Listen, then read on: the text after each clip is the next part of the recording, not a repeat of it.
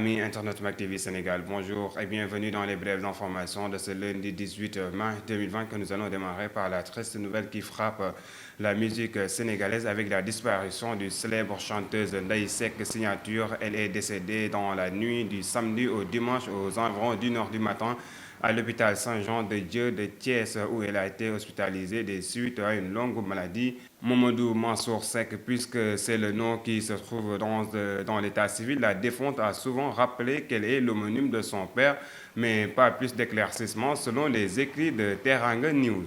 Les populations de Nam à Touba ont vécu un véritable calvaire ce week-end. En effet, un violent incendie s'est déclenché dans l'après-midi de ce samedi, emportant 4 véhicules qui s'est stationné sur les lieux, dont un camion frigorifique, 3 véhicules particuliers.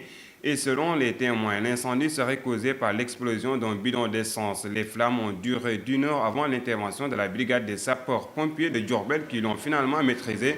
Cependant, les populations ont déploré l'indisponibilité des éléments de la sapeurs-pompiers de Touba qu'ils ont essayé de joindre plusieurs fois, mais sans réussite. Aucune perte en vie humaine a été notée. Toutefois, une enquête est en cours pour confirmer ou non la thèse de l'explosion d'un bidon essence.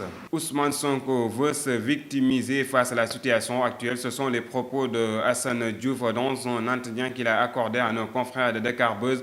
Assane a déploré l'attitude d'Ousmane Sonko suite à sa dernière sortie face à la presse. Selon lui, Sonko ne faisait que de la politique.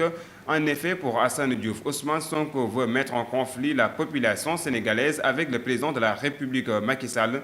Le député devait d'abord consulter le président de la République avant de faire une sortie, précise-t-il.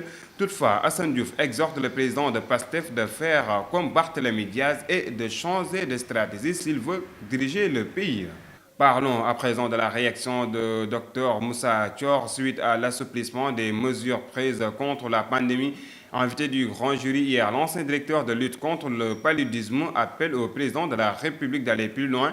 Il plaide pour le lever définitif de l'état d'urgence, car pour Moussa Thior, l'état d'urgence ne sert à rien. L'expert en santé publique a aussi souligné les conséquences des mesures prises sur le transport interurbain qui fait vivre le Sénégal à un drame souterrain pour parler comme lui. En effet, pour Thior, l'interdiction des voyages interurbains prive de nombreuses personnes à venir se soigner à Dakar, sachant que les malades qui sont reçus dans les centres anticancéreux, dans les centres chirurgicaux, viennent dans les autres régions.